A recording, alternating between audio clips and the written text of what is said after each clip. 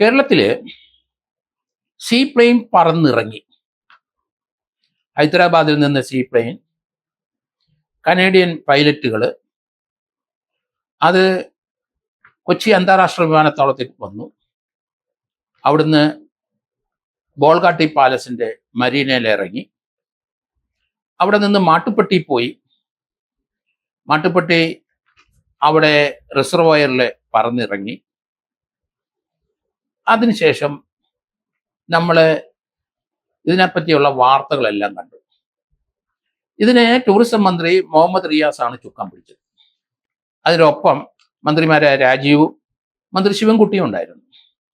ഏതായാലും മുഹമ്മദ് റിയാസിനെ അഭിനന്ദിക്കാതിരിക്കാൻ കഴിയില്ല. എന്തൊക്കെ രാഷ്ട്രീയ പ്രശ്നം ഉണ്ടായാലും ശരി, 12 വർഷം മുമ്പ് ഉമ്മൻചാണ്ടി പ്രൊപ്പോസ് ചെയ്ത് വന്നതാണ്. അന്ന് രാഷ്ട്രീയമായ അതിനകത്ത് എതിർപ്പൊക്കെ കാണിക്കുകയൊക്കെ ചെയ്തെങ്കിലും ഇത് ഇപ്പോഴേ അത് സജീവമായി രംഗത്ത് വന്നിരിക്കുന്നു.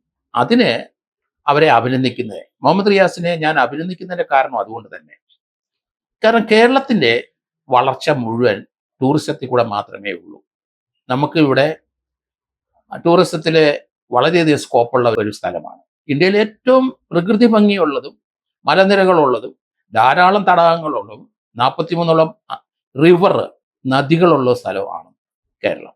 പശ്ചിമഘട്ടത്തിലെ ഏറ്റവും മനോഹരമായ ഒരു സ്ഥലമാണ്. അത് നമ്മൾ ഇതുവരെ നമ്മൾ അൺഎർത്ത് ചെയ്തിട്ടില്ല. അതിൽ നിന്ന് നമുക്ക് കേരളത്തിന് ആവശ്യമായ വരുമാനം ഉണ്ടാക്കാൻ കഴിയും. അതുകൊണ്ടാണ് ഞാനിത് പ്രൊമോട്ട് ചെയ്യണമെന്ന് മുഹമ്മദ് റിയാസിൻ്റെ അടുത്ത് പറയുന്നത്. ഇപ്പം നമ്മൾ സീപ്ലെയിനിൽ അതല്ല നമുക്ക് ടൂറിസത്തിന് ഏറ്റവും കൂടുതൽ ആവശ്യം. 56 കോടി രൂപ 2 വർഷത്തേക്ക് കൊടുക്കണം എന്ന് മനസ്സിലാക്കുന്നു. സീപ്ലെയിൻ വന്നോട്ടെ, അത് നല്ല കാര്യം. പക്ഷെ നമുക്ക് കണക്ടിവിറ്റിയാണ് വേണ്ടത്. നമുക്ക് ഇന്റർ ഡിസ്ട്രിക്ട് കണക്ടിവിറ്റി വേണം. റീജിയണൽ കണക്ടിവിറ്റി സ്കീമുണ്ട് സെൻട്രൽ ഗവൺമെന്റ് ഉഡാൻ പദ്ധതി. ആ പദ്ധതി അനുസരിച്ചാണ് ഈ സീപ്ലെയിൻ വന്നത്. നമുക്ക് ആ പദ്ധതിയിൽ എക്സ്പെർട്ടായ ചില ആൾക്കാർ, നമ്മുടെ ടൂറിസം സെക്രട്ടറി ഉണ്ട്, അതുപോലെ കെ ബിജു IAS, അതുപോലെ ഏവിയേഷൻ സെക്രട്ടറി ബിജു പ്രഭാകർ ഉണ്ട്. രണ്ടുപേരും ബുദ്ധിമാന്മാരാണ്. നമുക്ക് ഇതൊന്ന് റീഷെഡ്യൂൾ ചെയ്യണം. ഇത് സെൻട്രൽ ഗവൺമെന്റ് ഉഡാൻ പദ്ധതി പ്രകാരം ഉള്ള ഒരു സ്കീമാണ്. RCS ഉഡാൻ പദ്ധതിയാണ്. അതനുസരിച്ച് കേരള ഗവൺമെന്റിന്റെ എല്ലാ സഹായങ്ങളും ചെയ്തു തരും. ഇന്ത്യയിലെ ഇന്റർ ഡിസ്ട്രിക്റ്റുകൾ തമ്മിൽ കണക്ടിവിറ്റിക്ക് വേണ്ടിയിട്ടുള്ള ഒരു ശ്രമത്തിന്റെ ഫലമാണ്.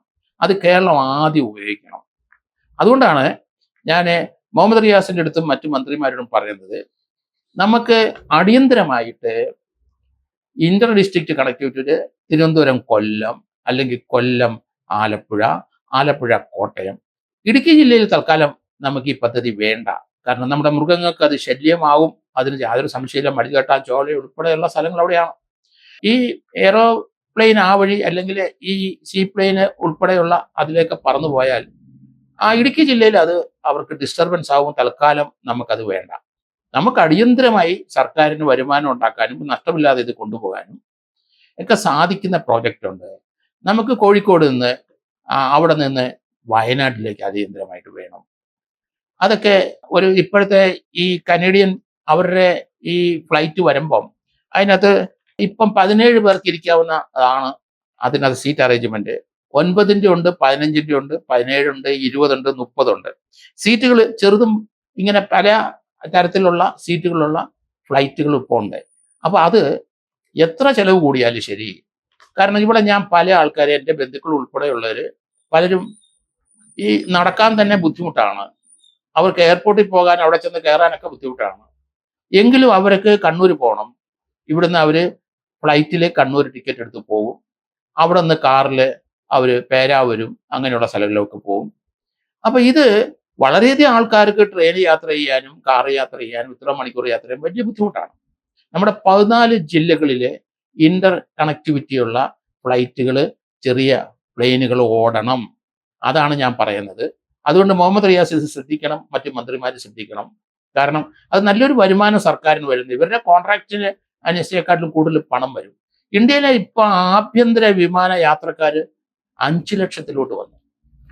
5 ലക്ഷം പേരാണ് പോകുന്നത്. അപ്പൊ അതുകൊണ്ട് അത് വെച്ച് നോക്കിക്കഴിയുമ്പോൾ അടിയന്തരമായി കേരളത്തിലെ ധാരാളം വിദേശത്ത് ജോലി ചെയ്യുന്ന ആൾക്കാരുണ്ട്. അവരുടെ മാതാപിതാക്കൾ ഇവിടെയുണ്ട്. അവർക്ക് എയർപോർട്ടിൽ വരാൻ ബുദ്ധിമുട്ടാണ്. അപ്പൊ അവർക്ക് ഫ്ലൈറ്റ് വരെ ചെല്ലണമെങ്കിൽ തന്നെ കണക്ടിവിറ്റി വേണം. അതുകൊണ്ടാണ് ഞാൻ പറയുന്നത്. ഇപ്പൊ കോട്ടയത്തുള്ള ധാരാളം ആൾക്കാർ വിദേശത്തുണ്ട്, യൂറോപ്പിലുണ്ട്, അമേരിക്കയിലുണ്ട്, ആ, ആഫ്രിക്കൻ രാജ്യങ്ങളിലുണ്ട്, നോർത്ത് ഈസ്റ്റേൺ സ്ഥലങ്ങളിലുണ്ട്, തായ്ലൻഡ്, അങ്ങനെയുള്ള ജപ്പാൻ, തായ്ലൻഡ്, സിംഗപ്പൂർ, ഇങ്ങനെയുള്ള സ്ഥലങ്ങളിലൊക്കെ ധാരാളം മലയാളികളുണ്ട്. അവരുടെ പേരൻസ് എല്ലാം ഇവിടെയാണ്. അവർക്ക് എയർപോർട്ട് വരാൻ ബുദ്ധിമുട്ടാണ്. കാരണം എറണാകുളം റൂറലില്, അല്ലെ കോതമംഗലത്തുള്ളവര്, മൂവാറ്റുപുഴയുള്ളവര്, അവിടുന്ന് എയർലിഫ്റ്റ് ചെയ്ത് അവരെ തിരുവനന്തപുരത്ത് എത്തിക്കുക, അല്ലെങ്കിൽ കൊച്ചിയിൽ എത്തിക്കുക. അങ്ങനെ ചെറിയ ഫ്ലൈറ്റ് നമുക്ക് വേണം. അതുകൊണ്ടാണ് ഞാൻ ഈ പറയുന്നത്, ഈ സീ പ്ലെയിനില് അത് തൽക്കാലം നമ്മൾ നടത്തിക്കോളൂ, അടിയന്തരമായിട്ട് അതിന് വലിയ സ്കോപ്പോ പ്രോഫിറ്റോ ഉണ്ടാകാൻ പോകുന്നില്ല. ഞാൻ വളരെ നേരത്തെ മുതൽ ഇത് പറഞ്ഞുകൊണ്ടിരിക്കുന്ന കാര്യങ്ങളാണ്. നമുക്ക് ഈ ടൂറിസം സെക്രട്ടറി ബിജു ഉണ്ട്, അതുപോലെ തന്നെ ബിജു പ്രഭാകറുണ്ട് ഏവിയേഷന്റെ. അവരുടെ വിചാരിച്ചാല് ഇന്റർ കണക്ടിവിറ്റി ഉള്ള ഫ്ലൈറ്റുകൾ ചെറിയ 17, 20, 30 പേർക്ക് സഞ്ചരിക്കാവുന്ന മാത്രം അത് ഒരു ലാഭകരമായി കൊണ്ടുപോകാൻ നമുക്ക് സാധിക്കും. അതിനാണ് ടൂറിസം മന്ത്രിയും അദ്ദേഹത്തിന്റെ സ്റ്റാഫുകളും ടൂറിസം ഡിപ്പാർട്ട്മെന്റ് ശ്രമിക്കേണ്ടത്. അതുകൊണ്ട് ആ രീതിയിലുള്ള ഒരു പ്രവർത്തനത്തിലേക്ക് ഇത് മാറണം. സീ പ്ലെയിൻ വന്നത് സ്വാഗതം ചെയ്യുന്നത് അതുകൊണ്ടാണ്. അത് 12 വർഷം മുമ്പ് വരേണ്ട ഒരു പ്രോജക്റ്റ് ആണെങ്കിലും അതിന് പറയുന്ന രീതിയിൽ നമ്മൾ പ്രോഫിറ്റ് ഉണ്ടാകത്തില്ല. ഈ കനേഡിയൻ കമ്പനിക്കാരോട് തന്നെ പറഞ്ഞു കഴിഞ്ഞാൽ ഇന്റർ ഡിസ്ട്രിക്ട് ഇപ്പം ഏറ്റവും കൂടുതൽ നമുക്ക് ആവശ്യമുള്ളത് ട്രിവാൻഡ്രം, തൃശ്ശൂർ, അത് ഈ ചെറിയ ഫ്ലൈറ്റിൽ യാത്ര ചെയ്യാൻ ധാരാളം ആൾക്കാരുണ്ട്. അതായത് തൃശ്ശൂർ, പാലക്കാട്, തൃശ്ശൂർ, മഞ്ചേരി, അല്ലെങ്കിൽ മലപ്പുറം, ആ മലപ്പുറത്ത് നിന്ന് വയനാട്, അതുപോലെ കണ്ണൂരിൽ നിന്ന് വയനാട്, കോഴിക്കോട്, കണ്ണൂർ ഫ്ലൈറ്റ് ഉള്ളതുകൊണ്ട് അത് കയറി പൊക്കോളും. അപ്പൊ അത് നമ്മൾ സെലക്ട് ചെയ്തിട്ട് ഇതുപോലെയുള്ള സ്ഥലങ്ങളിൽ നമുക്ക് തീർച്ചയായിട്ടും ആലപ്പുഴയിൽ നിന്ന് ബോട്ട് മാർക്കോ അല്ലെങ്കിൽ പലരും പോകുന്നുണ്ടെങ്കിലും ആലപ്പുഴ, കോട്ടയം, ആലപ്പുഴ, കൊച്ചി, ഇങ്ങനെയുള്ള ഇന്റർ ഡിസ്ട്രിക്റ്റ് വേണം. ഇത് വളരെ വളരെ പ്രോഫിറ്റബിൾ ആയിട്ടുള്ള ഒരു സ്കീം തയ്യാറാക്കാൻ ഈ IAS രണ്ടുപേരും ഉണ്ട്.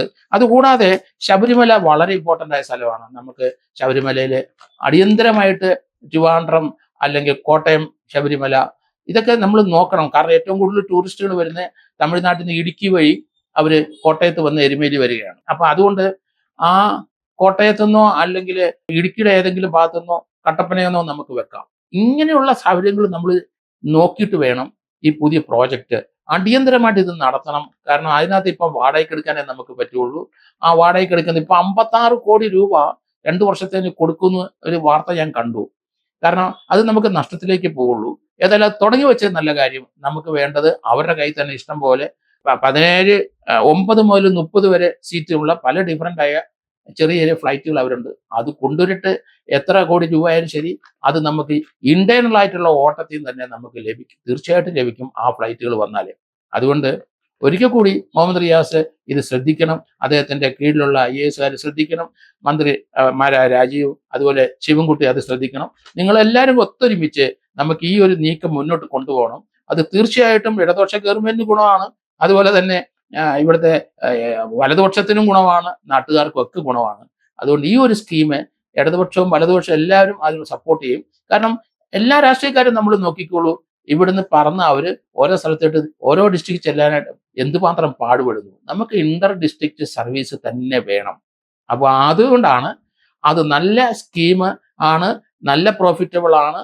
ആവശ്യത്തിന് ഇപ്പം നമുക്ക് സെൻട്രൽ ഗവൺമെന്റ് RCS ഉഡാൻ പദ്ധതി പ്രകാരം എത്ര ഫ്ലൈറ്റ് വേണമെങ്കിലും നമുക്ക് കിട്ടുകയും ചെയ്യും.